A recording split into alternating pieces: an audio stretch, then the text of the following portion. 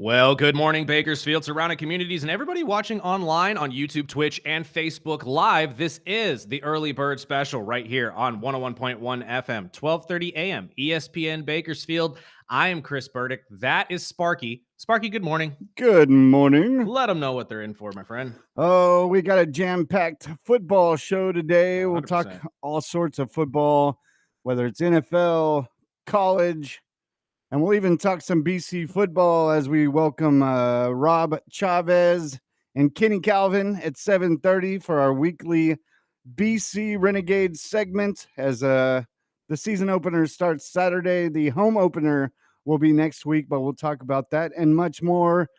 We'll talk some baseball. We've got some Wild Thing stories on this Wild Thing Wednesday. And if you'd like to jump in, you can call or text in anytime at 661-842-2000. And like we told you guys yesterday, you're not going to want to miss this Wild Thing Wednesday segment. Babe Ruth. That's all I'm going to give you. It's where Babe Ruth and Jay Cutler meet. Yeah, exactly. Who would have known? Who are the best two people to talk about in sports, man? Especially when it comes to crash outs.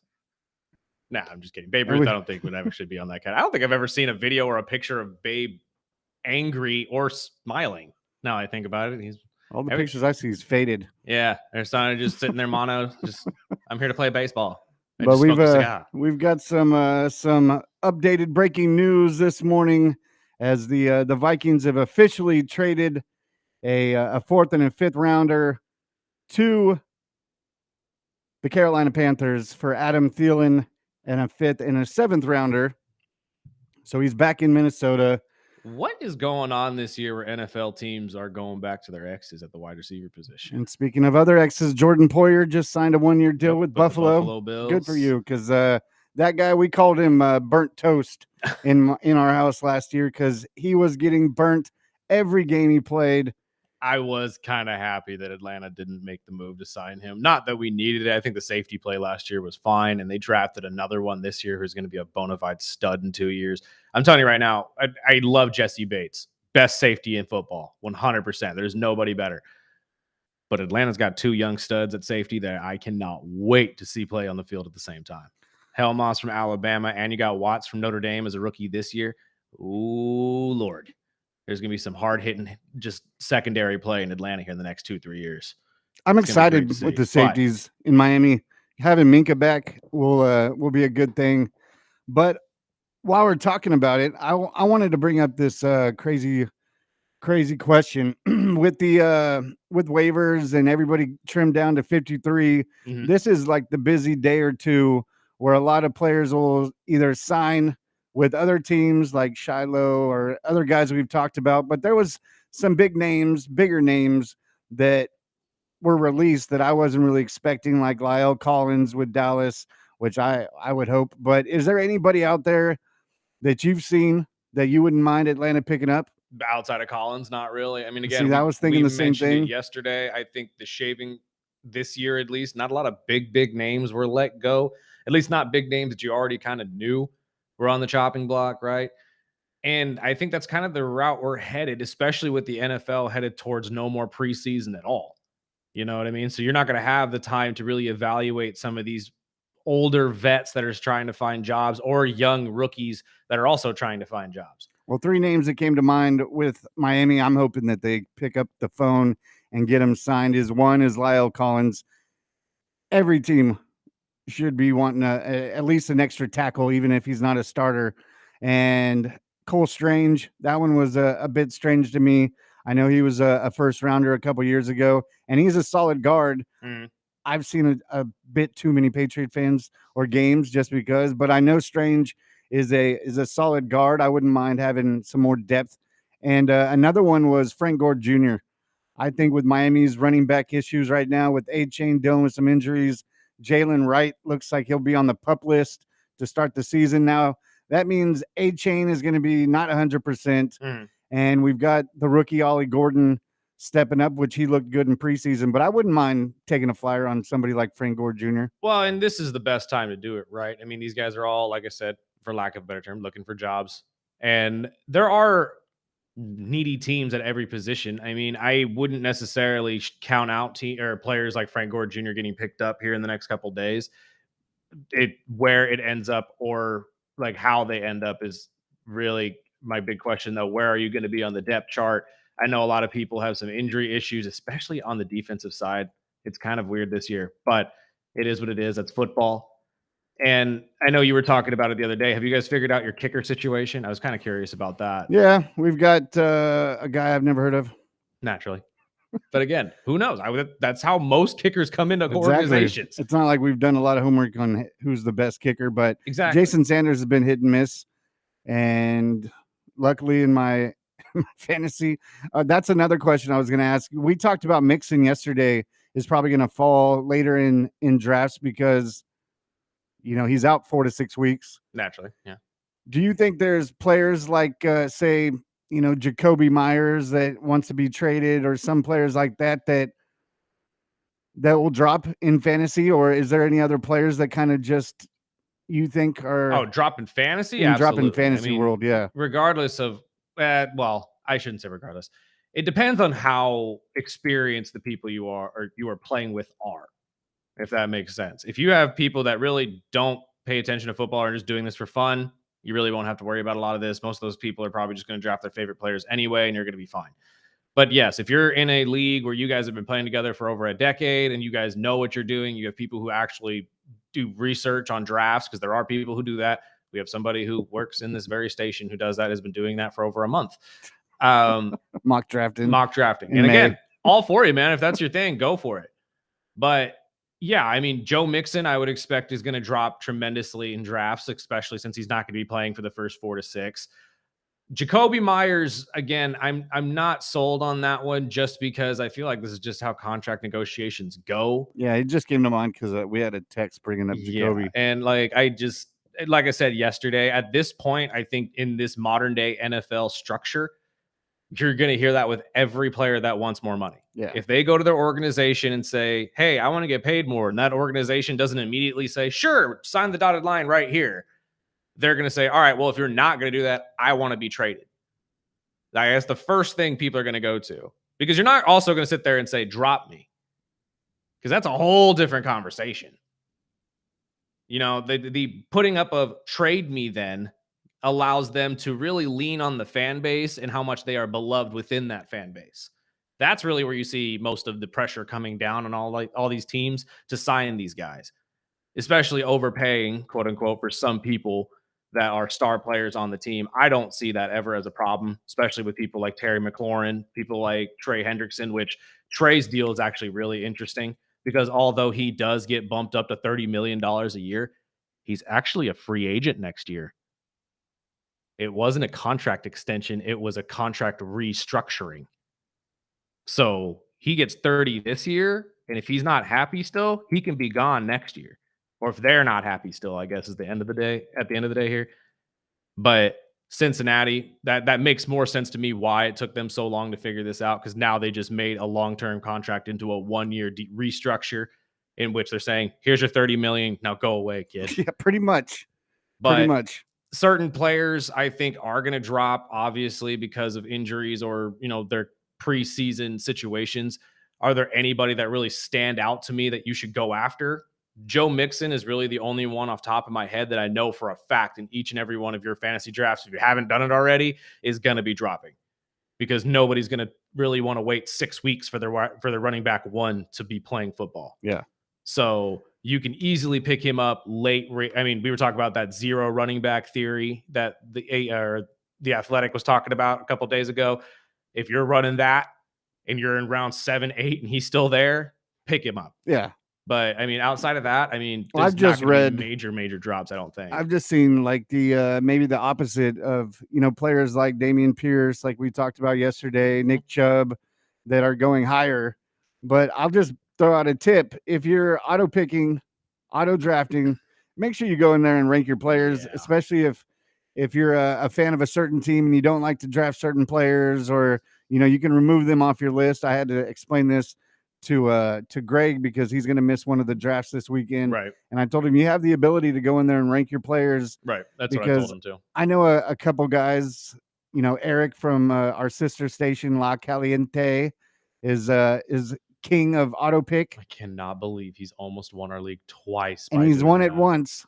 I beat him and won the championship one year, but he swears up and down that the auto pick is better. Personally, I just like to have my own touch, but I played with some of you guys for a decade plus, so Mhm. I've kind of learned some of these guys of their tinted like certain players that I know that they always go after, especially Jr. I know his little 5 or 6 guys he always tries to get, but it's just something.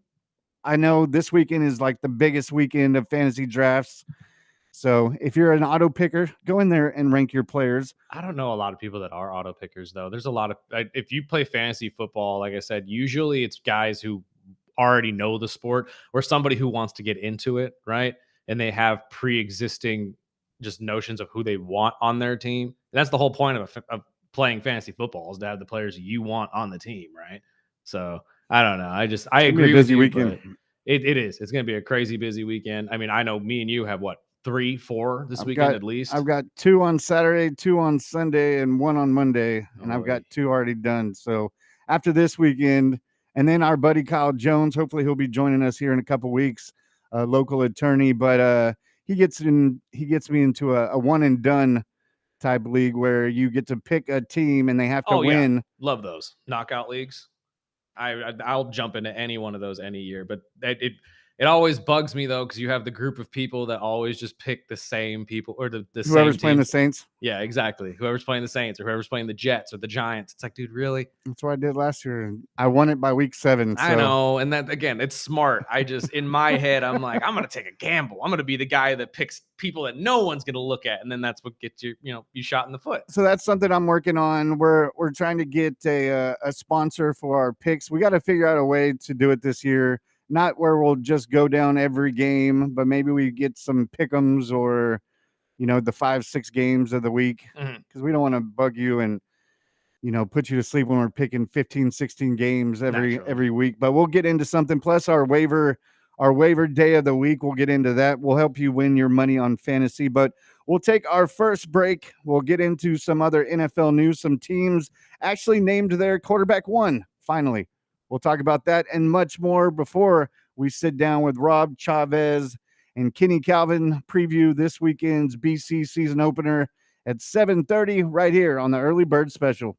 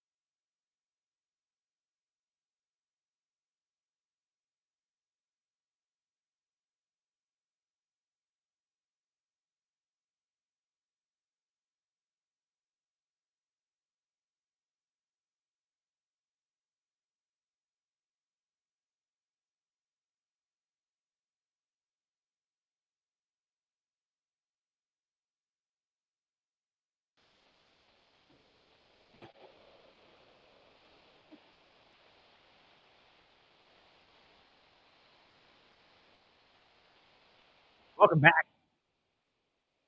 This is the early bird special right here on 101.1 FM, 1230 AM ESPN Bakersfield. Also streaming live on Twitch, YouTube, Facebook. So follow us at the early bird special. Follow us also on TikTok and Instagram and all the other good stuff at the early bird special official. You'll see some clips there and whatnot, some previews to videos that'll be coming here pretty soon. So we're gonna start doing some side content as well. Me and KG want to start doing our little wrestling videos as well. I know a lot of you guys have been wanting us to do AEW videos. We haven't gotten a chance to talk anything in that area in quite some time because of just how much it's going on in the other areas. You can do that on this channel?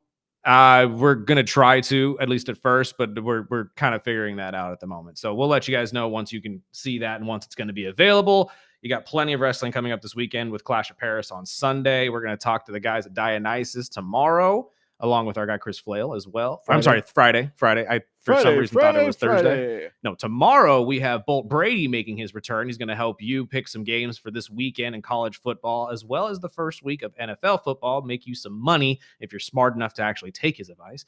And then tomorrow as well, we're going to be talking to the fine folks that run Village Fest here locally in Bakersfield, one of the best, honestly, festivals in town.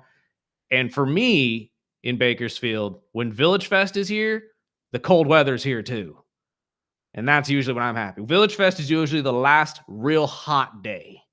And then after Village Fest is when it starts to cool down. That's when the fair gets here. I usually wait until after the fair to come out. Really? I love the fair, man. I will do the fair for one quick trip. You'll see me at the fair plenty of times with an early bird. Since I don't work in promotions anymore, I don't have to deal with the fair. So that's fair. I jump out. Well, actually, I don't even think we need to. I don't think they've been at the fair for quite some time. Well, that's how long I've been since I've been in promotions. But that's fair. Speaking of some NFL talk, the Saints named their quarterback one. And are you surprised? Whoop-de-doo, Basil. I tried to make some positive. I know there's some Saints fans out there. And look, man, and I ride with you, dude, because I've been there. I know. Well, so have I. But see, this is why I don't really care. One, you're a rival, and two, I've heard it for the last 3 years. Oh, Atlanta doesn't have a quarterback. You guys suck. And yet we're still better than the Saints. I don't know what to tell you. There's always that team. It was either going to be him or Tyler Shuck. Spencer Rattler getting the nod doesn't surprise me. I think this is going to be kind of their last-ditch effort with the young quarterback and seeing if he can put it together as a starting quarterback in the NFL and potentially lead them. If it doesn't work out, you throw in the young kid and Tyler Shuck. You figure out what you got there as well and kind of plan for the future. Is Tyler Shuck going to be the guy moving forward, or are you going to tank for Archie? Because that's essentially what we're looking at here. So I really am not shocked by the move. You needed to make this decision sooner rather than later. I've heard a lot of pundits, though, say that it would probably be a smarter idea just to throw Shuck out there and throw him into the fire, kind of like what Denver did last year with Bo Nix, and just see what he's made of. I don't think that works. I don't think that works for every quarterback. I think that it works for guys like Bo Nix, because Bo Nix is a quarterback that was in college for 5 years, had more starting quarterback appearances than any other college quarterback, and came in with a mindset of, I'm just going to run you down. He's a completely different kind of quarterback. I don't think Tyler Shuck can really sit there and say he does the same. So I don't think that would work out in their favor, especially with a team that's really you're in for a really rough year. So you need any kind of just time for him to figure it out and figure out the speed of the game. So Spencer Rattler being chosen as the starting quarterback, probably the smartest move for the New Orleans Saints starting the year. Although, again, I don't expect a whole ton out of him. No, I don't expect much. I thought for sure it would be Tyler. But hey, when you got a 40-year-old rookie, I'm sure he'll get some time, especially with that whole team. It's gonna be a sad thing to watch. We're tanking for Archie in New Orleans. That's all I can think. And it's not a bad thing. You've seen teams do it forever. I mean, Trevor Lawrence in the Jacksonville Jaguars did it for him. Shoot, Sparky's Miami Dolphins did it for Tua. I mean, we've heard plenty of teams say we're going to tank for the next best quarterback. Okay, if that's what you want to do, throw a season away, go for it. Good luck. Hopefully, Archie ends up coming out next year. Because, again, I think there is some validity to what Grandpa said, that Archie may not come out after the first year. I think if he doesn't win a championship, he's going to stay. I think so, too. I think that's pretty much especially if the saying has been said. And imagine if he gets snubbed from the Heisman. Because I know a lot of people are saying, oh, you shouldn't just hand this kid the Heisman. And that's fair. But I'm going to say it right now. He's going to quickly show everybody why he's a Manning and why he's probably the best quarterback in college football, because he's just got the natural talent. Well, that the other team, the Cleveland Browns, not a big surprise. We kind of knew Flacco was going to be the guy. They named him, but it was more of the controversy of where's Shador? Why isn't Shador starting? Well, Shador is quarterback 3 as of right now, and Dylan Gabriel got the backup position. Obviously, we talked about Pickett getting traded to the Raiders yesterday, and Huntley was released. We're still waiting to hear what the hell they're going to do with Deshaun Watson. Woo! But Cut your losses. Cut off the tank. Their quarterback room is set, at least for week 1. I would be surprised if this is really if this isn't just for show in a way. And I know this sounds weird or sounds dumb, but hear me out. I don't necessarily think Shedeur Sanders is quarterback 3 on the roster. I think he's quarterback 2B. I think they still haven't figured out who their guy is, whether it's going to be Dylan Gabriel or whether it's going to be Shedeur Sanders. And because of that, you still have to put him either at 2 or 3. There's no one, neither of them is going to be the starting quarterback for you. So don't be surprised if the Cleveland Browns decide one day when Joe Flacco either gets hurt or isn't playing well, the Cleveland Browns are saying, this isn't working out like we wanted it to, although highly unlikely. Joe Flacco is a consummate professional and is one of the best at doing what he does. But do not be surprised if Shedeur Sanders magically jumps over Dylan Gabriel for the starting spot. I don't think they're necessarily just going to go, okay, well, number 2 is Dylan, so Dylan, get in there. I think we see both of them. I think we do too, but I think that we're probably going to see Shedeur first. I think you have a bigger potentially upside with him. Plus, imagine if the fan base realizes that Shedeur might be on the field at one point. We're talking about how you could sell tickets. I mean, the Jacksonville Jaguars signed Tim Tebow solely to sell tickets. This is the exact same thing here in Cleveland. Oh. The kid draws. And if you're Cleveland, you need ticket sales. What if Flacco comes out and just slings it and we don't see any of them?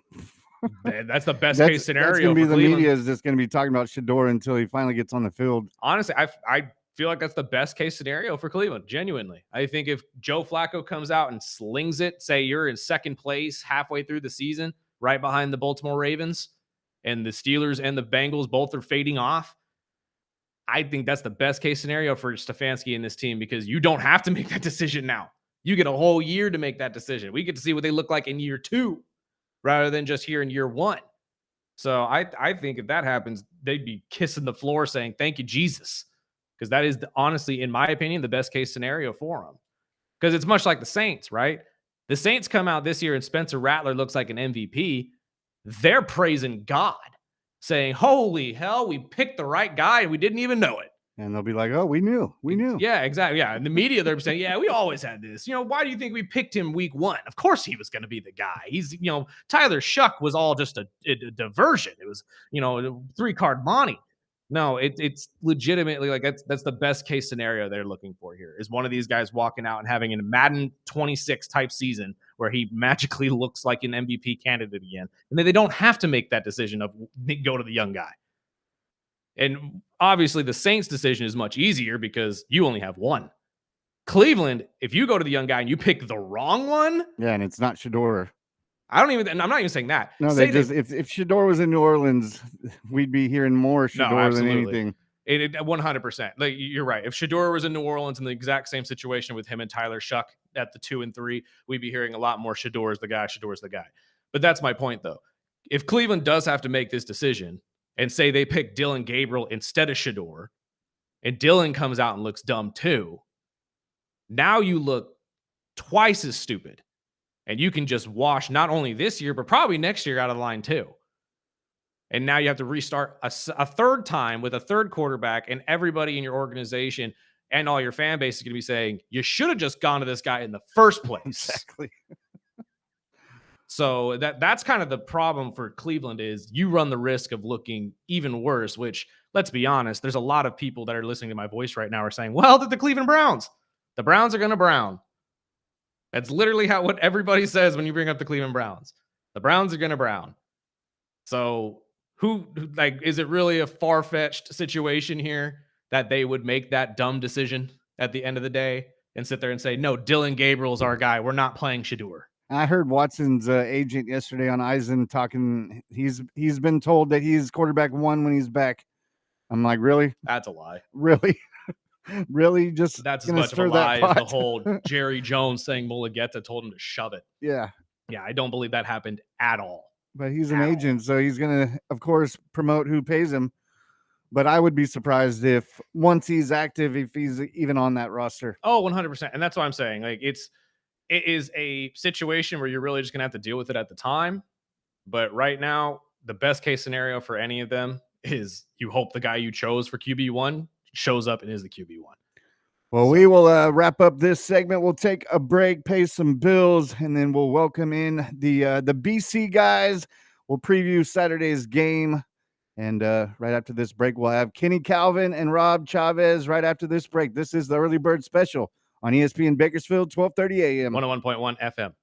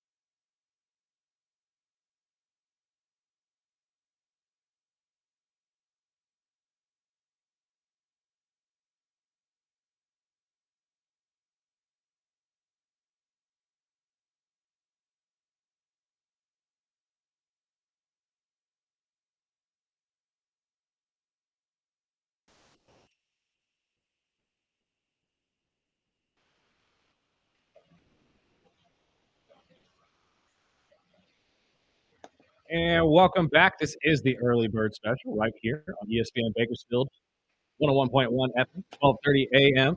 And as you will hear throughout the football season, we're going to be joined here on Wednesdays by the voices of BC football. That is Kenny Calvin and Rob Chavez. Gentlemen, welcome. Hello. Can you hear us? This is a new test here, so we're trying something out here. I got you. Can you hear me? And they're muted. They're muted. I cannot hear. Are we live on their side though? Is the PC on their side open? Mm-hmm. I don't know. I'm sure they could actually hear. I could see they could actually hear us. I'm wondering why I can't hear them. That's the only issue I'm having right now. But gentlemen, I'm pretty sure you're probably being heard on the stream. So thank you so much for joining us. We really appreciate it. How does the season look for you guys this year? Any big names that you're expecting to really shine out? Well, I'm definitely excited for the quarterback situation. Can you guys hear me now? I got can Kenny. hear you. There we go. We got Kenny. Okay, No. Robert, you might want to check that speaker option on that drop down with the microphone. But Gotcha. you know, Can the you hear most me? exciting thing for me is seeing guys like Carson Woods come back to town. Our record-setting quarterback from the state championship Liberty team. You know, he went out to North Texas, but he's back. And we have a very interesting situation because Malachi Statler, the former Frontier Titan, who played very well last year, is also here. So it's going to be an exciting quarterback room as well as the running back room. You know, I'm a defensive guy, but I definitely got to start off with the excitement in the quarterback room. So we talked about this last time you were on the show, Kenny, the possibility of BC running a 2 quarterback system. Is that still kind of on the table here? Are we kind of dancing around that still with the quarterback situation? You know, during the scrimmage last week, at the end was one of my favorite moments when Rob and I were approached by Coach Seth Dameron, one of my former players who's now back in the Renegade fold. Immediately at the end of the game, he took his hat off, he wiped his forehead, he said, "Guys, I don't know what I'm going to do." You know, both of them are playing very well. You know, none of them had any negative reps. You know, and you can see the stress on his face. So immediately, you know, I go in, I say, "Hey, Seth, isn't that a great problem to have? We had years where we didn't have a quarterback at all, couldn't get first downs. We would go 2 for 18 on third down conversions in games, right? Now we actually have 2 guys that can move the football downfield. They're not scared to make big throws. So, hey, you know, if you have to figure it out series by series, that might be a good problem for us because I'd rather have that than the quarterbacks we had when we were going 3 for 18 on third down conversion." This is absolutely. Yeah, no, I got you Absolutely. now, Rob. We're absolutely. And actually, I was going to go to you next, so I'm glad we got the audio working here. We heard from Kenny on what he's excited for. What are you excited for going into this season? And my side question as well: with every great quarterback, you need great wide receivers. Are there any wide receivers we should be looking out for this year?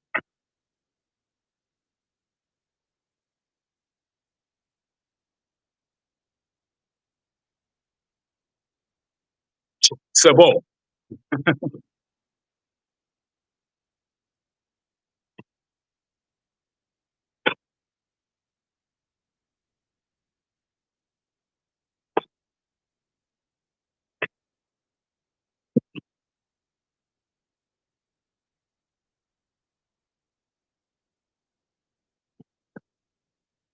Mm.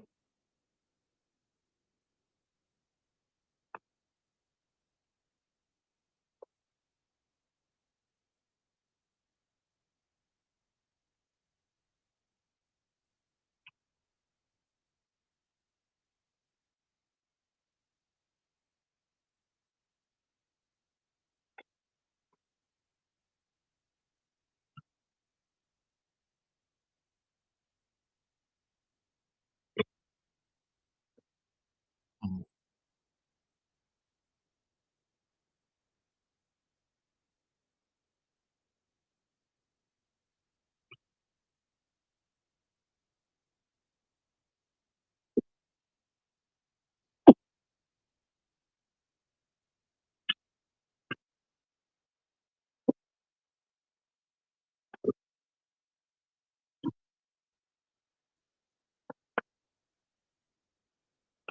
Mm.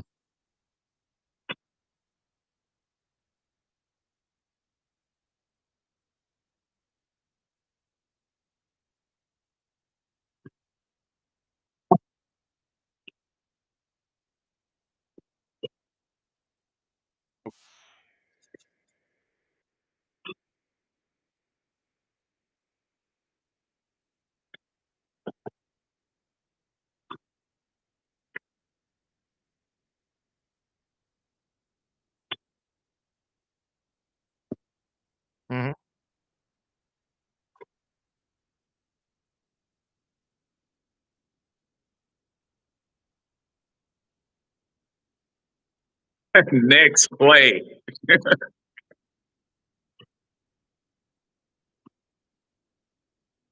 Right. And I mean, Right. we were going to get to that here next as well, as long with the defense. But talking about this, you mentioned it a little bit when it came to the NIL. Both of you have been around this program a long time. Both of you have been around it with and without NIL. Is there a different feel now with, especially with JUCO football, with all these NIL deals on the board? Is there a different kind of mentality that these players are coming in with? Absolutely, because I think, from a former coach's perspective, what it's doing to these players is giving them a reality check. That, many of us, even me, I'm guilty of this. As a senior in high school, I thought I was ready to go to the NFL. I thought I was this great player and that I was just ready for college. And then you get to the locker room on the first day and you see all these grown men in here and you realize, dang, I still got some work to do. The NIL has done exactly that for a lot of these small school guys that thought they were the guy. They now realize that you don't have a chance to go there right away. So how about staying in a more conventional area that gives you an opportunity to blossom? Our roster is loaded with kids that would have probably been other places had we not be in the NIL spectrum right now.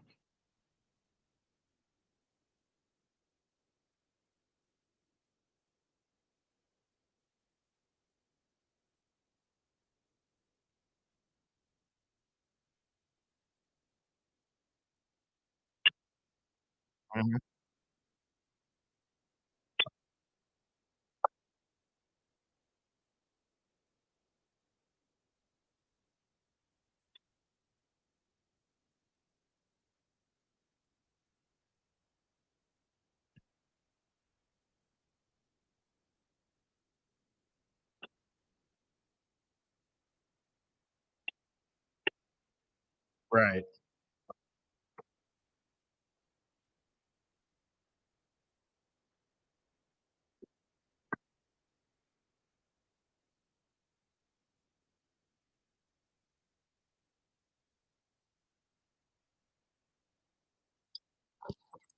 Hey, I'm a dog He dad has too. something I to get it, say. bro.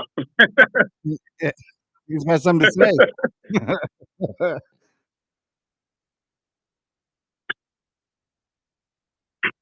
Right.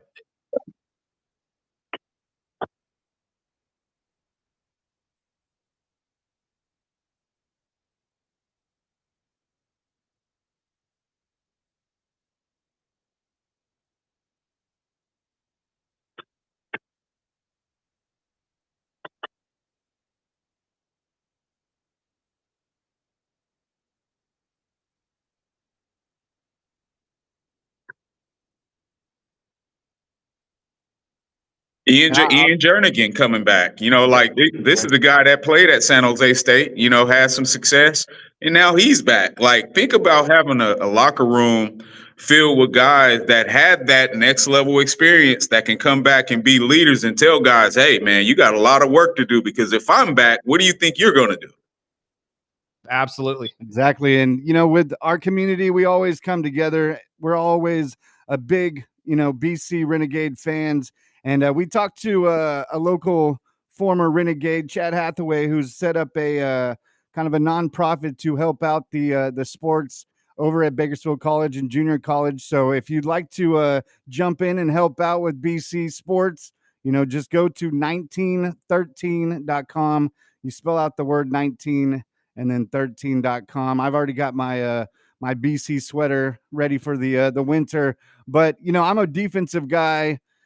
Kenny, we talk a lot during the season, but how's this defense starting to form?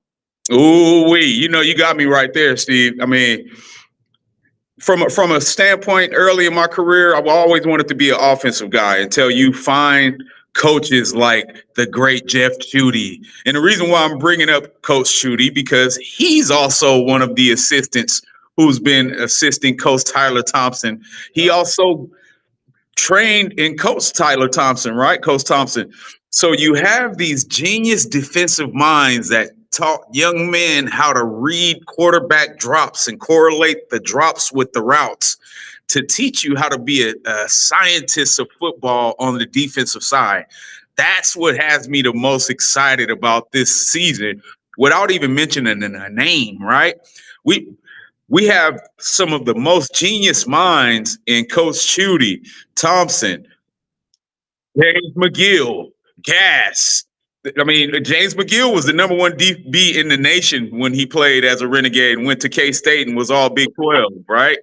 And Deron Mackey, who was my linebacker I coached him as a linebacker on our 2006 team and watched him go on to Boise State, right? And played big time Division I college football and all these huge bowl games.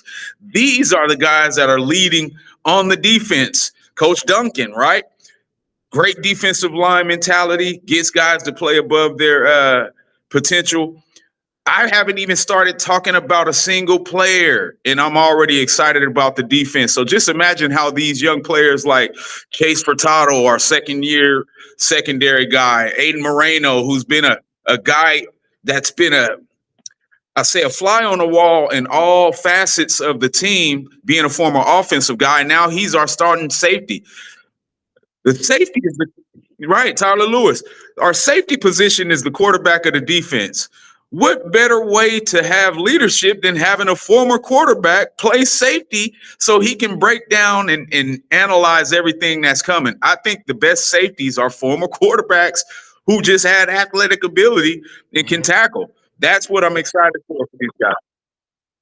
That absolutely.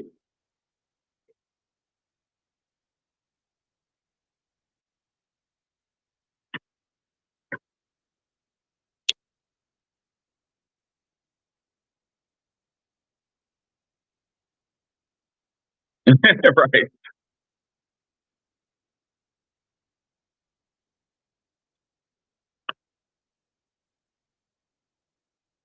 That bad.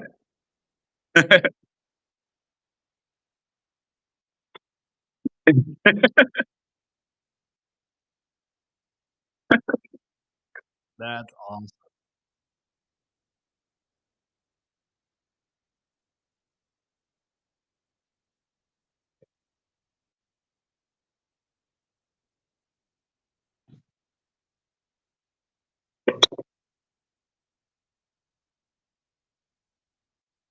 Good speed.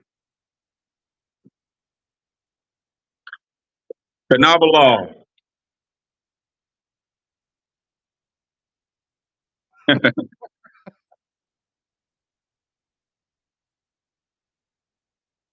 Right.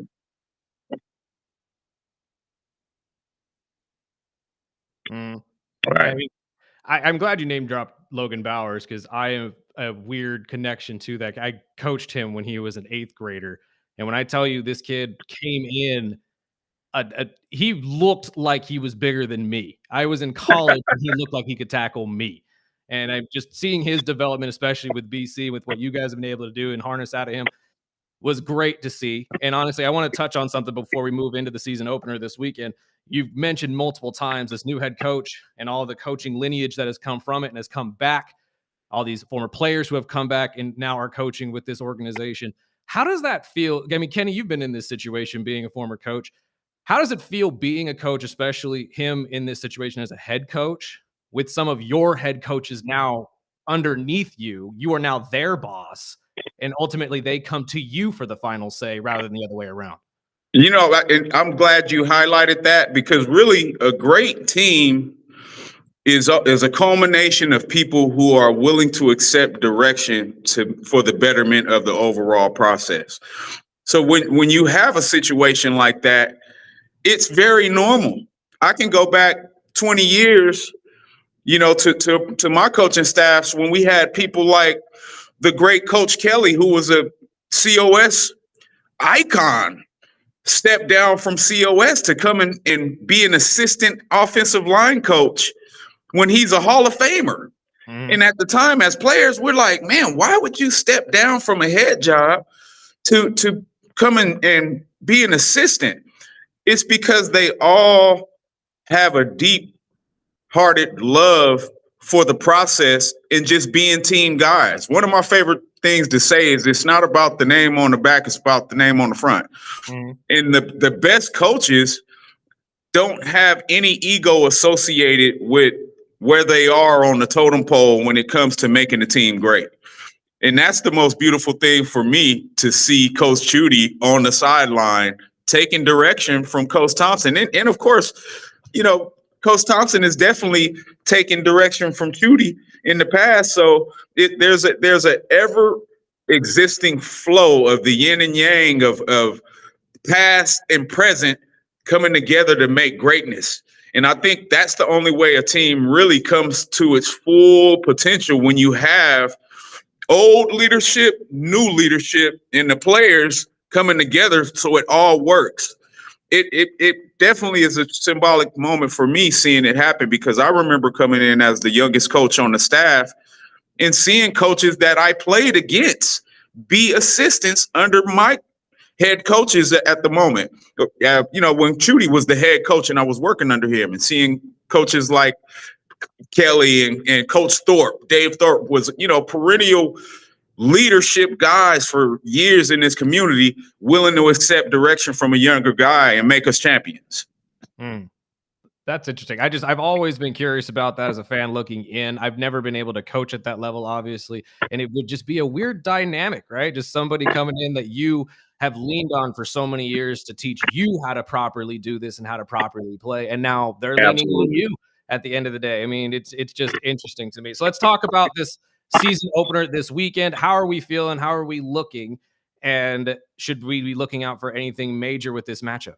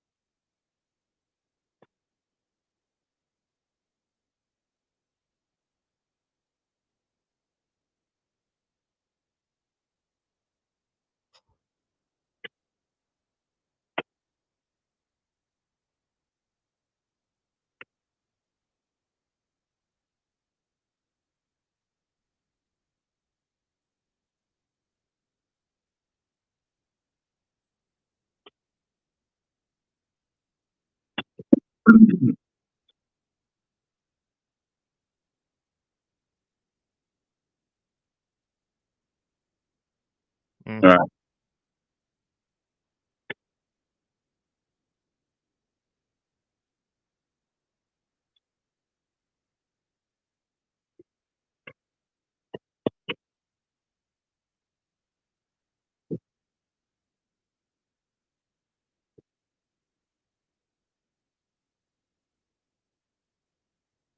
He may not have any Absolutely. connections to Keyshawn, but how much you want to bet he was named after him? I would be willing to put money on that. It's about the right time. I'm telling you, dude. No, but also, guys, you know, this team in Santa Ana, you know, they were predominantly run, but this new coach is a former quarterback. He's a class of 1994 guy. He threw for a lot of yards and had a successful career at Eastern Kentucky. So though they were predominantly run last year, anytime you get a quarterback as a head coach, that can also change, right? So we have no idea what kind of offense they're going to come out with. We haven't seen any film from their scrimmage. So it's definitely going to be a situation where we better be ready. You know, it's a new team, new blood. They have something to play for, and a coach that they lost in past years, of course. But you definitely better be ready, because this is a team with great history. They've won 3 national championships. We've won 3 national championships, right? They're a historic Mission Conference powerhouse in the 60s. We were a former Mission Conference powerhouse in the 60s, right? So a lot of symbolisms between the two programs, but I'm definitely excited to get going this weekend. I'm more excited for our team than I've been in a long time. This is my 9th year with the broadcast, and I swear every year I find a new excitement. And this year is definitely going to be historic. Oh yeah. So he brings it up. So we are, our sister station is the home of Renegade football. So you can catch, if you can't make it out, obviously this week we're out in Santa Ana. You can catch all the games right here on Kern Radio 96.1 FM. And starting this Saturday, and the away games I get to chill with Rob. Yeah. So I like to mix in some old school bumper music just to have fun with it. And these guys are always exciting to not only listen to football with, but these guys are just great local guys. And The boom is so iconic that they have influencers already taking it from them. You can't even use it anymore. They've copywritten it. Real quick before we let you guys go, last 2 minutes.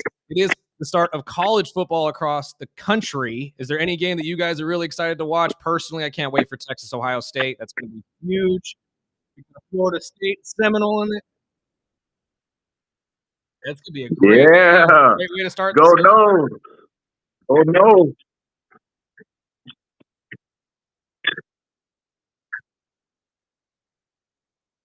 Right.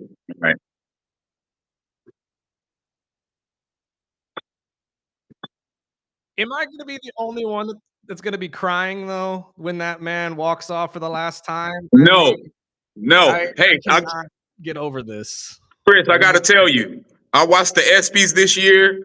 I watch it every year. I've had the ESPY assignment before where I'm wrangling talent, but to watch the tribute that they did for Coach Corso, I was crying like a baby, man. He made me so proud to be a broadcast journalist. Like, and I always tell people this. Yeah, as kids, we dreamed of being football players and we wanted to be the star on the field. But I'd be lying to you guys if I didn't used to emulate the greats like Pat Summerall and John Madden as we're watching games and talking the game. Before I ever played my first down of tackle football, I used to emulate the greats. So Coach Corso is definitely one of my favorites. Absolutely. Come on now. I love Coach. Wanted to be Corso. Everybody growing up wanting to be Corso and put the mascot head on. Gentlemen, thank you so much for your time. We really appreciate it. We'll talk to you next week. If you want to hear this Bakersfield College game, once again, listen out on Kern Radio this weekend on Saturday. We got to take a break, pay some bills. This is the Early Bird Special on 101.1 FM, 1230 a.m. Love you guys. Later, fellas. Thanks.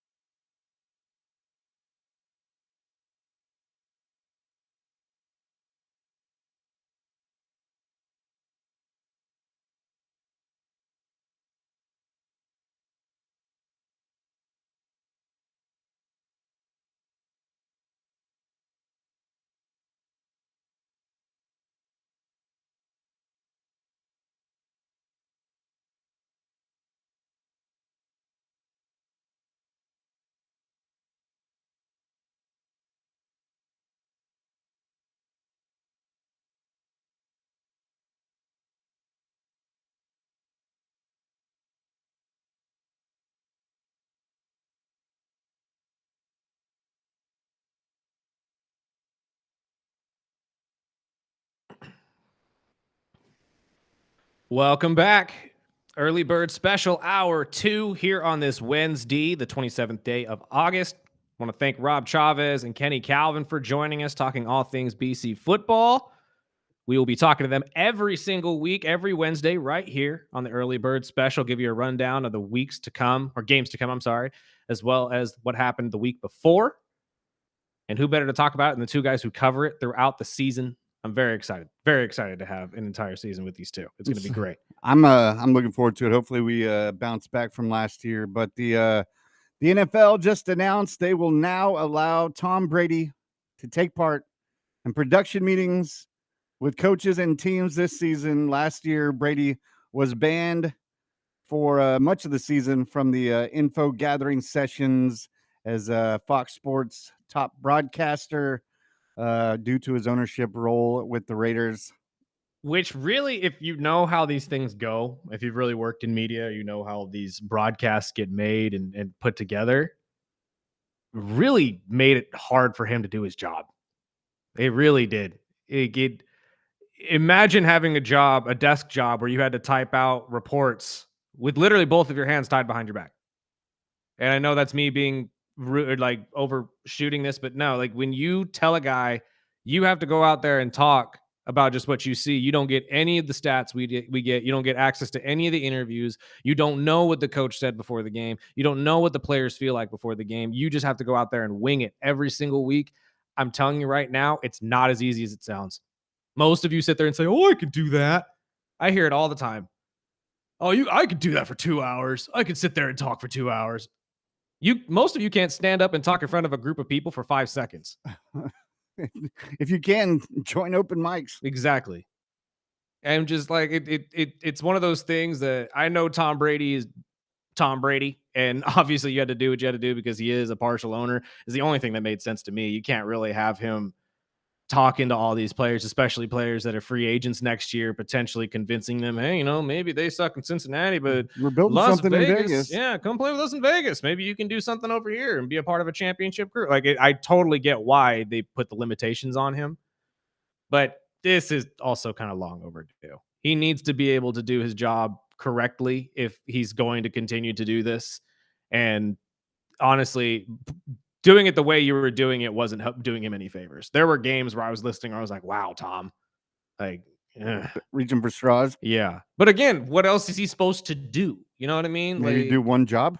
Well, that's fair. But maybe if you're going to be a play-by-play guy, maybe you don't buy partnership in a football team. Again, I don't know.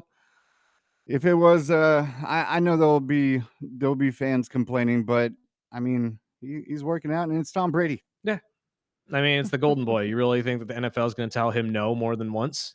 And before we get away from the NFL, we had a text in said the Raiders need to get some more help at wide receiver and some cornerbacks. And the other one says Flacco is going to take us to the promised land. Go Dog Pound. I mean, again, all for the Dog Pound being part of the playoff scene. I actually love it when Cleveland's in this type of stuff, man. And I'll give some big props out to my buddy John French, because he is the only Browns fan that I've known that has always stuck to his team. I mean, again, good on you, brother. I'm a Cavaliers fan, so I feel it. I understand. But at this point, I can't necessarily say Joe Flacco is going to lead you to the promised land, since he himself hasn't necessarily gotten to the promised land since that 1 year in Baltimore. And I still argue, although he had an incredible playoff run, no interceptions throughout the entire run. That's great. No turnovers, actually, period. You still benefited from having Ray Lewis and Ed Reed and Terrell Suggs at a young age. Like, that defense in Baltimore, we cannot sit there and say that they were slouches. Yeah, the big defenses always help. Anquan Bolden was catching your passes. Who, again, another underrated receiver that never gets the love he deserves. We forget how great he was in Arizona when he was the backup to Larry Fitzgerald. Anquan Bolden, the backup. Imagine that. It is what it is. The same thing. I felt the same about Torrey Holt. Yeah, that's a very good one too. A lot of love, but I mean, he was a stud. But going into some baseball, I was able to get home and watch the 7th inning on for the Mariners, and it's home run or bust with this damn team. It was tough to watch, but they had a chance to pull out the sweep with the A's and choked in extra innings. But this one thing I was really is just it's stupid. But the added on base in extra innings, I get it when they throw a guy on second base.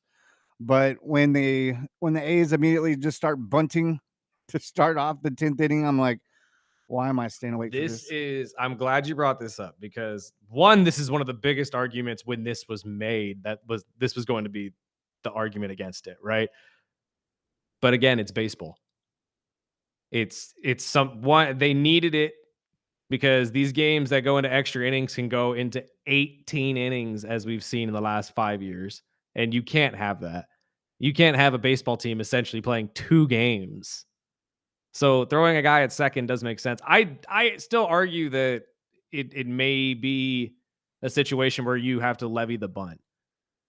Because you're right, technically, if you get up there, you already got a guy at second, you just bunt once. Now you got a guy in scoring position to win the game. I get it, like that's kind of cheap, but it's baseball. It's baseball. I get it. I get the strategy. It was just really, I'm watching this, and this is how we're gonna end this game. But again, it's like and you that's said, how it ended. Maybe Seattle should learn from that Exactly. and learn how to bunt and actually bunt But a guy. I will say the pitching on Seattle, if they can get the bats rolling at the right time, I think they've got the pitching. But man, that game was tough to watch, and I was able to find Hulu. Usually they'll pop up what live baseball games are on Hulu, but they weren't popping up the Mariners game. So I just searched Mariners, and they gave me the Mariners channel, so I can catch all the games now. So fantastic! Good for Hulu TV. That is one thing that I've really enjoyed out of all the streaming apps. Hulu's live TV has saved me several times in getting, not getting Fubu or whatever the hell it's called. Yeah, Tubi, and the Voodoo and whatever. I don't need another app. It's all cable. You're buying cable. I'm just letting you know that right now. But it's just much cheaper. Well, true. Well, depending on how many you have, I guess. It is great to see, though, because as we talked about yesterday, with this entire World Baseball Classic going to Netflix, it is a step for baseball that needs to happen. We need to move into the modern era and actually get you onto these streaming services more and more. I think you need to move away from the live TV thing, though, because you limit the amount of people that are going to be able to watch it. That is traditionally when you talk about Hulu live TV or HBO, whatever. I don't know exactly who does the whole live TV outside of Hulu, but those are traditionally like the really expensive packages that most people aren't going to be buying. That's why I think going to Netflix is going to be the beneficial thing, because anybody on Netflix, much like the NFL, is going to be able to watch this game, whether you have ads or not. So it's still a positive move forward. And it's the same thing I've been saying. Sooner or later, they're going to have the option where you can just follow your team and pay for that. Yeah. And that's what I'm excited. Hopefully it'll happen sooner than later. But some other stories. Speaking of streaming, we brought it up a couple weeks ago, but I wanted to remind people as the campaign is running out. But DraftKings is rolling out a standout promotion only for new users. But if you place a $5 first bet, you'll receive $300 in bonus bets, which they'll put in 12 $25 tokens, so you can use it in different campaigns. But the big seller is they give you a promo code that knocks over $200 off of the Sunday ticket. If you're one of us that has to get Sunday ticket to watch your football team, that is it's a score. I mean, if you want to drop $5 and you're a new user on DraftKings just to save, $250 off your Sunday ticket, it is only available until Sunday. So if you're gonna do it now, because that option of saving money on Sunday ticket is gonna run out. And another thing, I got a message just now that said the Peacock is announcing that Sunday is the final WWE PLE that will be streaming on Peacock. This is news to me. Yeah, I just got the and they just WWE went up in price it. too. I looked at my bill yesterday, and it's now $12 instead of $7. And so I said, okay, well, maybe Peacock might be going bye-bye on my list of things to pay for. God, again, that was one of the main reasons I had Peacock. Yeah, again, same here. And we'll be seeing that kind of moving around kind of a thing a lot more. As I just said, when it comes to streaming services, this is really the future of a lot of these live sports. You're going to have the streaming services in order to watch these things. And again, it as dumb as it is, because it really is dumb. When you really sit there and think about it, it's just turning into cable. And now you have to buy different cable services. But especially since you can't share passwords with each other now, because Netflix has moved away from the, sharing your password is love thing. Yeah, now it checks your IP address. Yes. Well, I think it always did that, but now it cracks down even harder on you if you're not within that IP address. Well, I've got it down to each app can have 3 users at the same time. Right. But just recently, last week, when I was at the doctor, I tried to watch Netflix while I was in the waiting room, and it said this IP address doesn't match your account. Right. I'm I like, remember you saying this that. is the first time this has ever happened. But ever since I changed it, as long as I cut it down to 3 profiles at once, then the price doesn't change. But I did have one of my siblings try to sign in while we were all using it, and I got a notification during a movie It says that said somebody's trying to watching use it. I'm like, no, fool, I'm the one that pays for it. So I had to change the password. No, I've had that happen once or twice too. My question, though, mainly is, especially with this WWE thing, does that mean that this is now when wrestling fans have to move over to ESPN and pay the $30 a month? That's what it sounds like. Unless you have Hulu or Hulu Live, then you have to get this ESPN. Well, luckily, they just conveniently started their bundling package again, where you can get Hulu, ESPN, and Disney Plus all conveniently for one price of $30 a month. It's going to be Is anybody, am I talking to a brick wall, though? Am I the only one that feels this way? Like, text in 661-842-2000. As much as I really loved streaming services when they started, now it's really just starting to become cable. Now it's really just starting to become, and as I said with KG 2-3 weeks ago, we're just going to end up having one giant box for all of these things. You see where this is entire going on, the circle that we're going around in society. Well, they were going to make their money either way. They just found a different way to do it. And obviously, this is funny because it seems like we just got most of these apps like a year ago. Realistically, we got Disney about 5 years ago, 6 years ago, but like HBO, Peacock, all of these other ones just seem like they just started. I mean, I still remember sending out my DVDs out to Netflix and waiting a couple days to get the one I had on my list. It is what it is. But again, it's the future. Welcome to the streaming world of cable. Yeah. And at this point, it's just how you're going to have, it's what you're going to have to watch all of your favorite sports. You're going to have every single streaming service, which sucks. But I guess you were paying the same rates when you had a cable box. Now, weren't you, Jethro? Yes. Probably a little less. Good Lord. But we'll take our break. We'll wrap up some baseball. Then we'll get into Wild Thing Wednesday. We've got some crazy stories to bounce off you.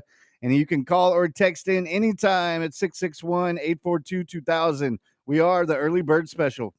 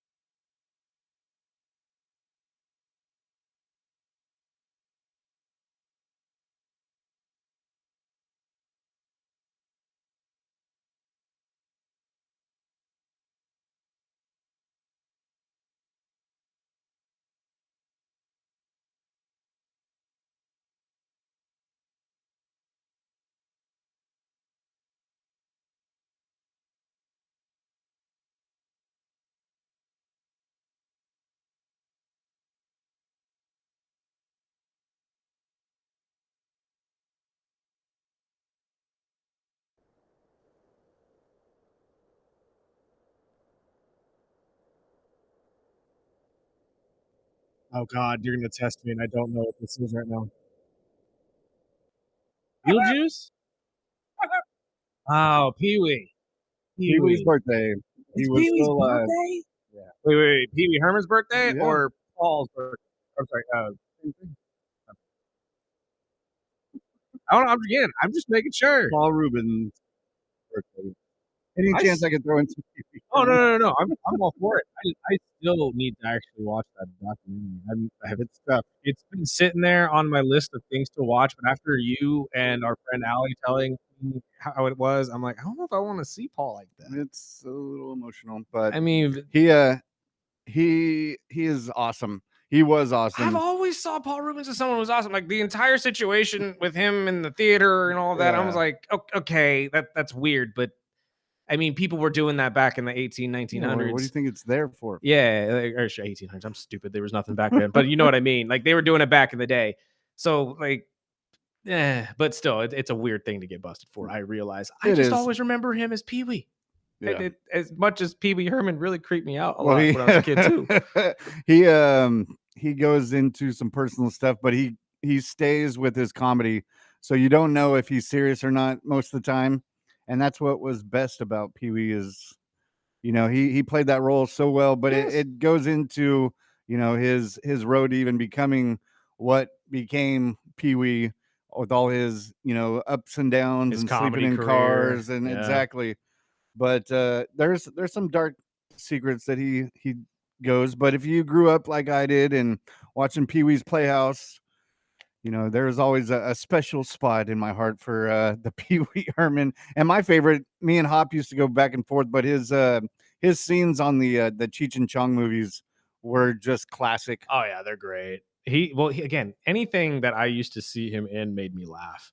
So that's why I always loved Paul Rubens. I didn't really care what people thought about it, but I just, what do you guys think about Pee Wee Herman and all this entire situation? It's, And keep it wish him clean. wish him a happy birthday. Let's wish Yes. him a happy birthday today. Because honestly, he is somebody, at least if you're a millennial or a Gen Z, he made your childhood at least somewhat entertaining. Everybody was wondering who stole Pee Wee's bike. We all went with him on that journey. And Don't Large lie. Marge sent you. Don't lie and say you didn't go on that journey with Pee Wee. We all went on that journey with Pee Wee to find his bike with him. Well, the Mariners choked in extra innings last night, and I know you came in talking about the Phillies game last night. Again, if 5-6, I'm not really worried about it. The Mets beat us once. Woohoo! There's still 6 games back.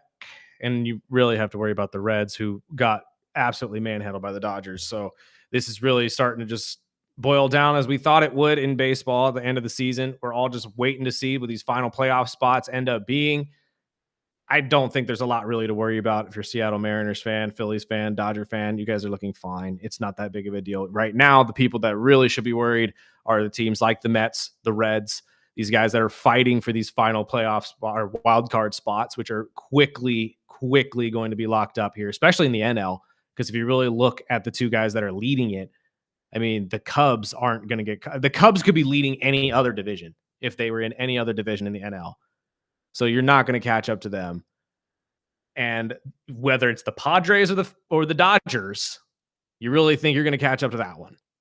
So right now, it's really just boiling down to the Mets and if they can keep this entire thing going. But as I've said all season long, and I predicted this since we started this show when everybody was high on the Mets, and I said it already, what are they known for doing? Giving you all this excitement during the regular season, boiling it up, making you believe, oh, the Mets are finally going to break into the playoffs. We're finally going to do it. Okay, you're not watching the Knicks. You're watching the Mets. The Mets flounder every single year, whether you make it to the playoffs or not. So I'm not necessarily worried if they make it. So, and I know news out of the Cardinals first baseman, Wilson Contreras, was handed a 6-game suspension. Rightfully so. Did you see this? Yes, throwing his bat and I throwing a get hissy being fit. angry at an umpire. I understand. I get being angry about calls being made. But you threw your bat and you hit your own batting coach, dude. And then threw your gum like a child. I mean, we were just talking about this last week with the Tommy Pham situation where he's blowing up on the the Blue Jays catcher, and the catcher didn't even say a word to him. It's like, you can't do that, man. Like, you have to have some sort of decorum, some sort of just, I don't know. Like, maybe it's just me. Maybe I'm overblowing this, but what are your guys' thoughts? 661-842-2000. Are you cool with baseball players blowing up like this and getting this angry? I know sometimes it's warranted. Don't get me wrong. But throwing bats, going that far, that's excessive, dude. And he was also fined an undisclosed amount. I kind of want to know what it was. I want to know how much they actually fined him, because if it's undisclosed, I'm thinking it's a pretty hefty amount of money. Hey, he could be taking some good hits off of this, because that was just unnecessary. And this isn't a young guy. This is somebody that's been in the league for a while now. You should know better. So that's just my thoughts. I know the MLB released next year's regular season schedule yesterday, highlighted by the earliest traditional opening day in league history, with the Yankees facing the Giants at Oracle Park, and it'll be on Wednesday, March 25th. And then the rest of the lot of teams will follow suit on Wednesday or Thursday, March 26th. No Japan game this year? Nope. Thank God.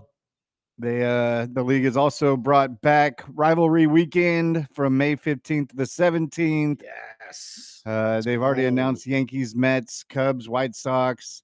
And then some marquee dates include the All-Star Game, July 14th in Philadelphia, Jackie Robinson's Day, April 15th, like usual, and Roberto Clemente Day on September. Although I know the Philadelphia A's at the time were not the only team to do this, but I've always kind of felt it weird that the MLB would highlight Jackie Robinson in Philadelphia, especially with everything. I mean, even if you just watch the movie 42, the entire scene with him against the other team was Philadelphia.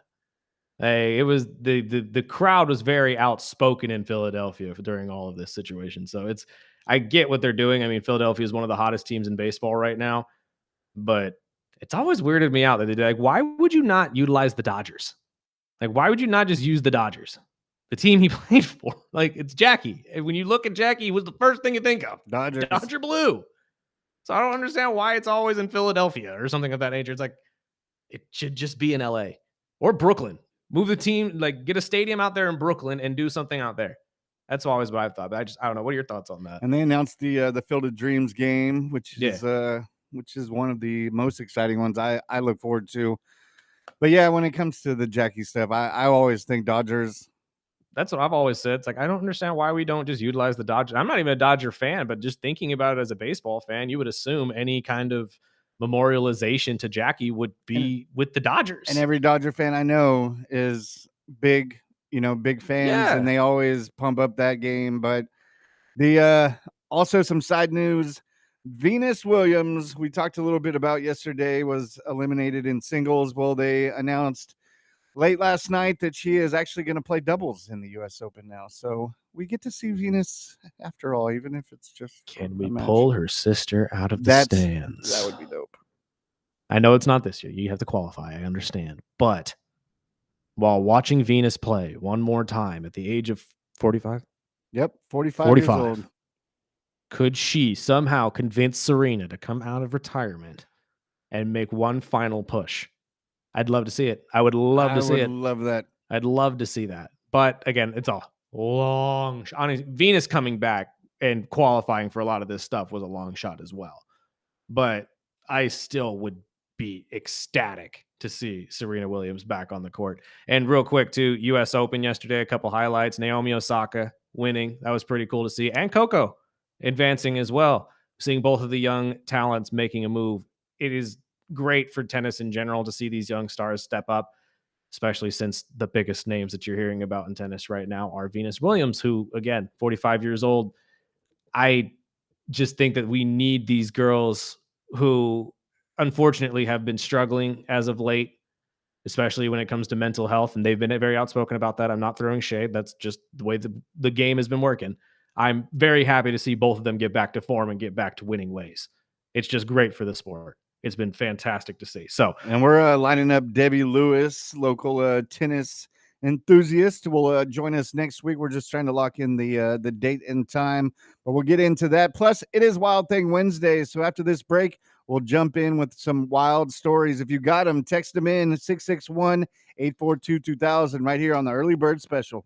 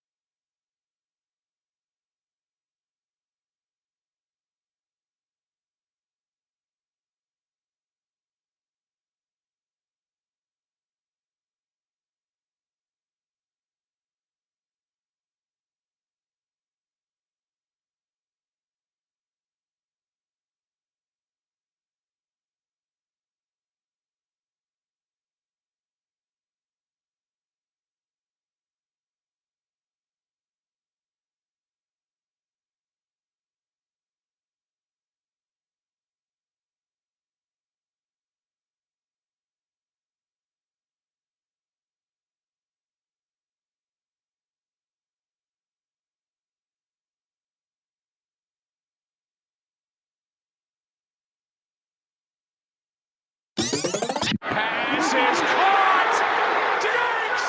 Sideline! Touchdown! Unbelievable! He lets it fly! Oh! My God! My God! My God! It's Wild Thing!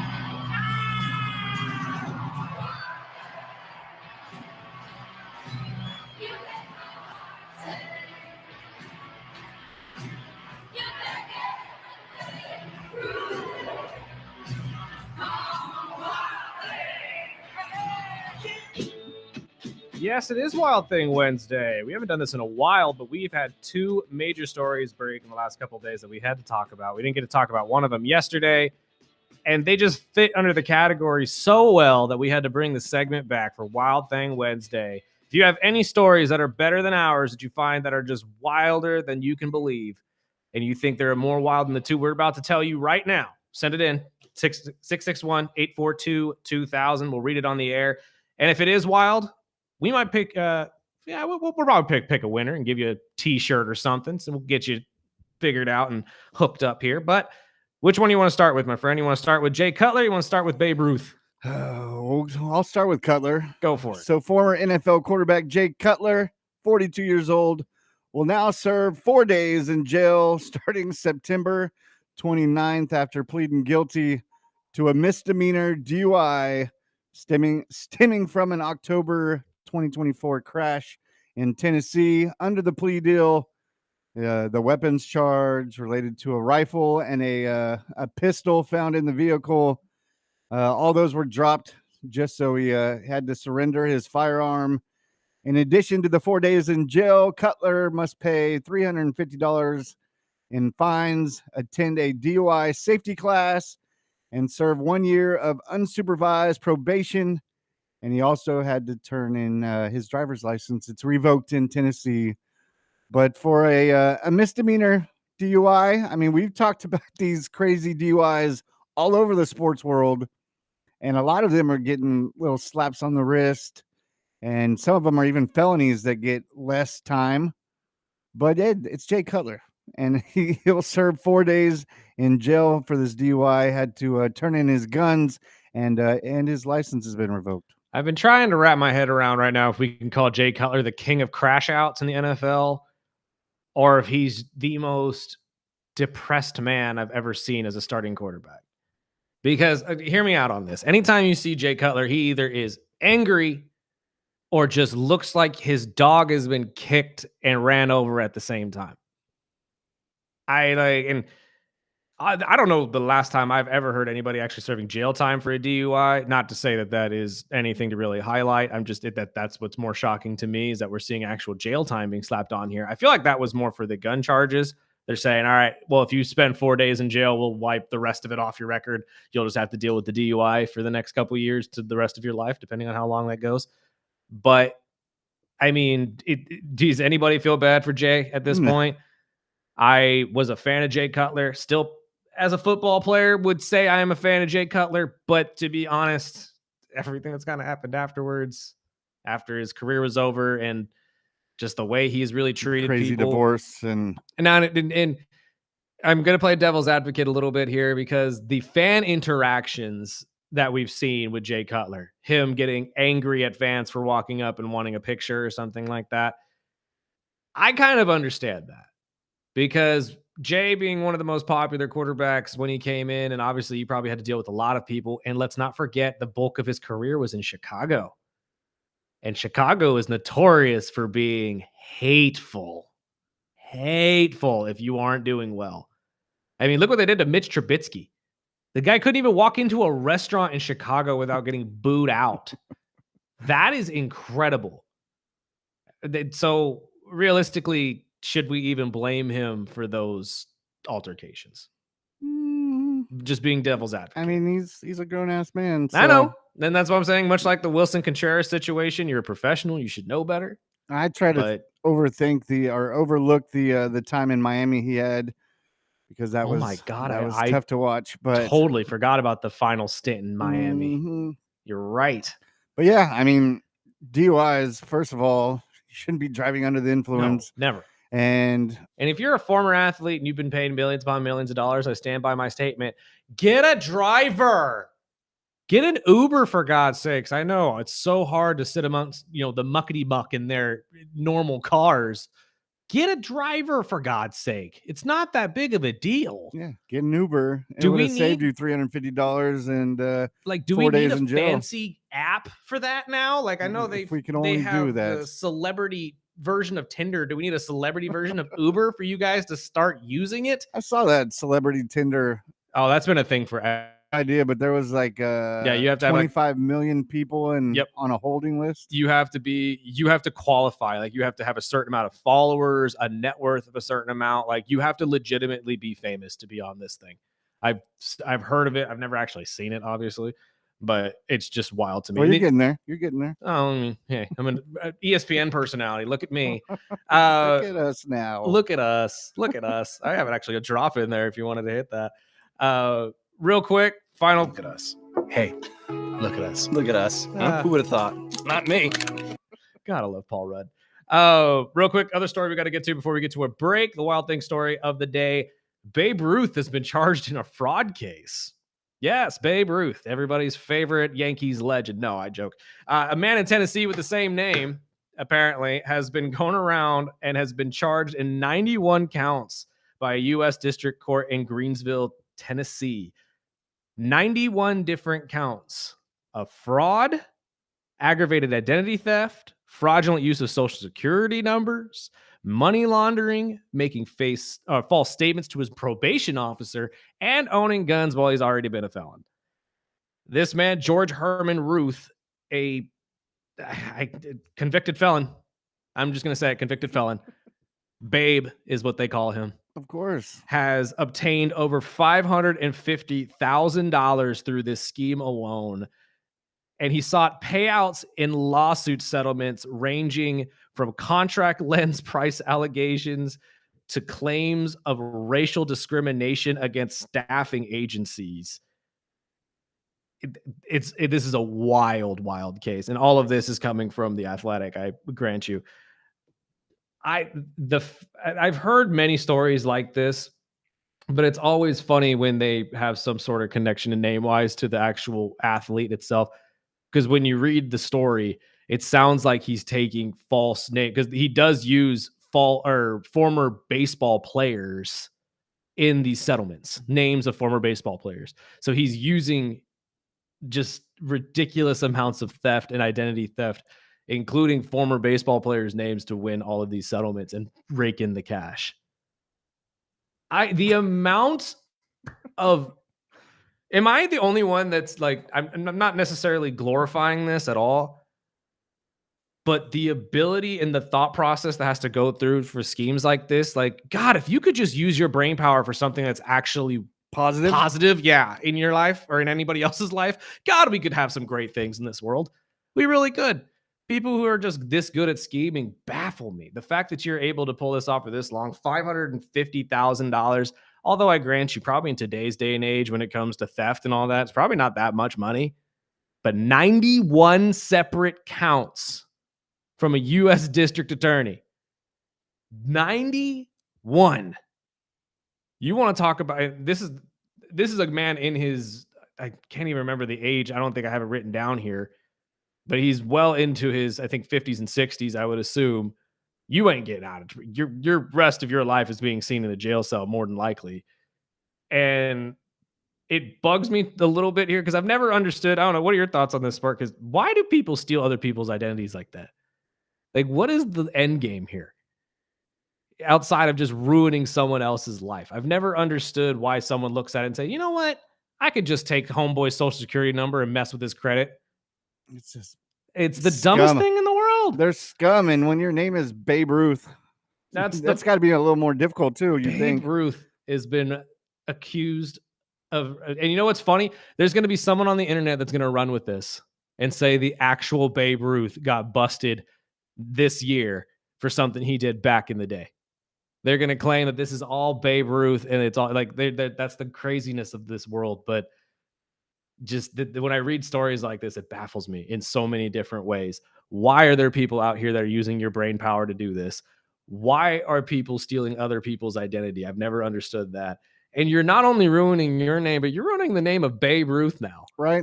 Like, of the baseball legend. Although people are probably texting in or calling me a doofus saying, come on, dude, it's just a joke. I get it. But at the end of the day, there's going to be some dummy on the internet that's going to look at this story and say, oh my God, the Yankees legend got busted for identity fraud? Oh, I got to put this on my blog. Some Babe Ruth is gone. Trust me, the stuff I've seen on TikTok baffles me sometimes. Babe Ruth is going away for a long time. Jay Cutler's doing some jail time, and we finally got Taylor Swift and Kelce engaged. And you know what's funny? The internet's mad about the caption she put down. Did you see this? With the picture she put down, when your English teacher and your gym teacher get married or are getting married. Yeah. First off, why are you not the music teacher? Wouldn't you be the music teacher? I mean, Taylor, come on, low-hanging fruit here. But I say kudos to him. Although I have to actually give kudos to you as the man who actually called this a couple weeks ago. Although I know you're not taking a victory lap on this, but we were talking about this, 3 weeks ago when the album dropped. And me and I think it was Chris Flail were sitting here saying, no way, no how. And Sparky was the first one. I said, they're getting married. Oh yeah. He knew this was coming weeks ahead of time. See, you got an in, don't you? That's what I it is. wish. I Sparky's got wish. an in with the T Swizzle If I had crowd. the Swifties. You and JR are Swifties, and you're the oldest I ones love I her. know. I love her, but it's kind of cool because I think Kelsey's career is pretty much over. Yeah. I Although know a he took fantastic shots. one. Yeah, and I know he took shots in mini camp saying that it was on him last year that he was hanging out too much with Swifty and should have been more in the gym and working out. I think it's a positive thing. I know the original plan was to propose in the middle of the field after they won the Super Bowl, but thankfully the Philadelphia Eagles knocked that off their pedestal, and he did it in off season. So, and now everybody keeps wondering what's the betting odds that she is the halftime show for the Super Bowl. They're pushing it. Jay-Z and I know he's been Beyonce came pushing it. out saying that was his goal this year. God, can we get someone better? I also had a listener text in yesterday we didn't get to, but saying on the new Madden, there is if you play in the Chiefs game, they show the suite, and obviously they can't use her name, but they said there's the two women shut your mouth in Chiefs gear on their home games. No, so they're trying to not. mix in Swifty on the Madden game without having to pay for it, I'm sure. God. But hey, I've not seen this. I've not played the latest edition of Madden, to be honest with you. I think it comes out this week. Yeah, and I think college football is already out as well. I'm excited to get that. But if that is true, Mm-hmm. that is a wild jump by EA Sports. But to be honest with you, we're getting halftime shows put back into this. They're trying to go back into a more realistic, like actually watching a game feel to playing Madden, which I miss, to be Yes. honest with you. That's the one best part. I agree with you. When I played the game, especially, and I highlight this one all the time, but I think it was 2010 when Troy Polamalu and Larry Fitzgerald shared the cover, and you had the halftime show that had the simulated highlights and stuff like that would go through. That was always really cool. Now, granted, I wouldn't watch them every single time. No. But it was cool for the first or second time. Yeah, and if you need to get up, say, "Oh man, I can go get a drink real quick," and Yeah. then come back and see their stats and stuff that you missed. Say, "Oh wow, so and so went off today. That's dope."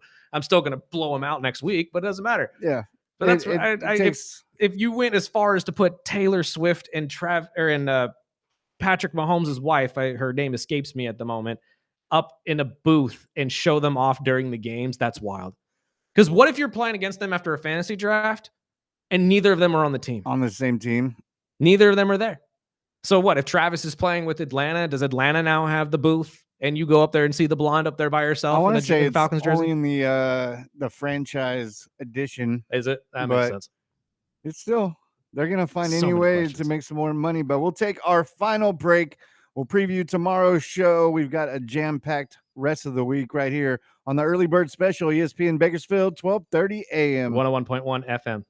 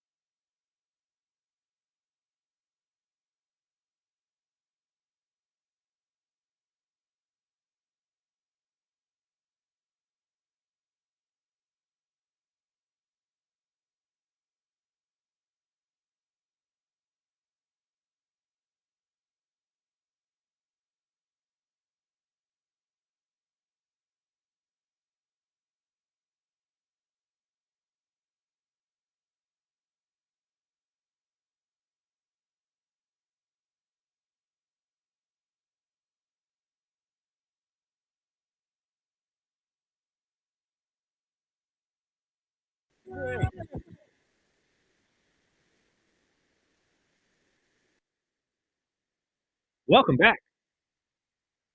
Big shout out to Rob, Calvin, and the BC crew for joining us. And we'll repeat that every Wednesday at 7:30 to keep you posted with the BC Renegades. Absolutely. And we got some breaking news for you as well as we wrap up the show on this Wednesday. First, in the world of the NFL, Adam Schefter is reporting that the NFL is weighing a potential 6-game suspension for Rashee Rice for this entire situation with the it wasn't a DUI, but it was a hit and reckless driving kind of a thing. I don't think he actually hit anybody, but he caused accidents in Dallas. He's a central part of this entire investigation, in which he might be seeing now, instead of a 2 to 3, which we were originally expecting, now a 6-week suspension potentially from the NFL. He will most likely appeal that, and he'll get knocked down probably to 4. But still, that means that the NFL is actually open to start putting some teeth into some of these, punishments to these players. And this one is the one that they're going to wait until the court date? Yes, they got to wait, or he's going to be able to play the first 4 weeks of the season, which means if you have any kind of roster for fantasy football with Rashee Rice on it, you're probably going to be missing him at least until the end of the year. Well, I shouldn't say the end of the year, week 10. So that's boiling down to around playoff time. So it's a hit to the Chiefs. Don't get me wrong. They're still going to be hurting without their wide receiver 1, because that's what he is at the end of the day. That's their number 1 target. And until Xavier Worthy or Hollywood Brown really step up into that role, it's going to be hard for them to really catch the speed that they really want to on offense. The positive, if you're a Chiefs fan, Fantasy Frank is listening probably, at least you get him for the Baltimore Ravens. Which is ridiculous to me, but it is what it is. And the other breaking news I want to get to real quick, which is in the world of golf, and we'll talk about this with our guy Bolt Brady tomorrow, but the Ryder Cup has been announced for the U.S. team. Scotty Scheffler, Bryson DeChambeau, Xander Schauffele, J.J. Spawn, Russell Henley, and Harris English will all be your mainstays on the roster, amongst others. Colin Morikawa was also chosen among with some other pretty notable names, but that is going to be your major Ryder Cup going up against this team in England this year that's hopeful to be taking out England and actually bringing home a Ryder Cup for the first time in quite some time for American golf. And with the golden god of golf and Scotty Scheffler. God, I hope he pulls it up. I swear, if we pull it out and we win this, I'm going to be so excited. I'm not even that huge into golf, but anytime that America is able to set themselves apart in sport, we should be celebrating. That's just my personal opinion. Somebody's got to beat him. That's what I'm saying. And the green toy has bounced to sport. It was in an NFL preseason game over the weekend, and now it has made its ugly appearance at a PGA event. It doesn't really land the same, though. No. Pun intended. Because golf's broadcasts, if you haven't really paid attention, you really don't watch them, they could break away to anybody else at any point in time on those 18 holes and not even pay attention to your dumb, sex toy throwing antics. And again, it was green. I need to know, is this legitimately from this cryptocurrency group? They're jumping on it. They've came out every time it's hit the news and saying it's ours. Then how difficult can it be to locate them? That's what I'm saying. This has to be like okayed or something. There's got to be somebody on the inside, because there's no way that they'd be able to continuously get away with this. These same guys, because that's what I'm assuming. Unless you're going out and hiring people to do this for you. Beavis and Butthead. Right. I mean, there have been a wide range of ages, mostly male. Actually, I think all male. Now that I think about it, I think there's been a single female that's actually thrown one of these onto the court. And you can't tell me who these people are, who they work for. Like, that doesn't make a lot of sense to me. It really doesn't. Like, there's something in the water that stinks. That's just me. Some other NFL news. The Dolphins came out, said A-Chain will be ready for week 1. That just reported from Schefter this morning. And the Buccaneers head coach came out and said Godwin will miss week 1, but he expects him to be back by week 2 to week 5. Which is fine. This is why you went and drafted the kid from Ohio State. So it gives you a at least an option if you're a Godwin guy in your fantasy, or if you've already drafted him. You might just miss him for the first week and should be back rarely soon. But we've got a jam-packed show tomorrow. Like we mentioned, Miranda Whitworth will come in at 8:00, talk Village Fest, and we'll give some tickets away to some listeners, and we'll have the Bold Brady returning. I'm wondering if I'm going to be able to get him on video. I hope so. I know that we have his phone number, but I'm going to try to get him to join us on video. If not this week, next week for sure. That'd be awesome. We haven't about to welcome his beautiful face. We have not to the actual stream. He's been with us plenty of times via phone, but again, we're working with a new system here, so I got to figure it out as we go, and hopefully it looked good today with the guys from BC. Hope you guys enjoyed the show today, as you enjoy it every day. Join us back here 7 to 9 a.m. every single weekday as we bring you the best in the world of sports entertainment, and entertainment news as well. For those of you who are wondering, I finally saw Fantastic Four last night. It actually wasn't bad. I was very pleasantly surprised, as most of the Fantastic Four movies I've been able to see in my lifetime have been crap. This is the Early Bird Special. Join us back here tomorrow. We got to get out of the way for the great Rich Eisen. Sparky, let's get out of here.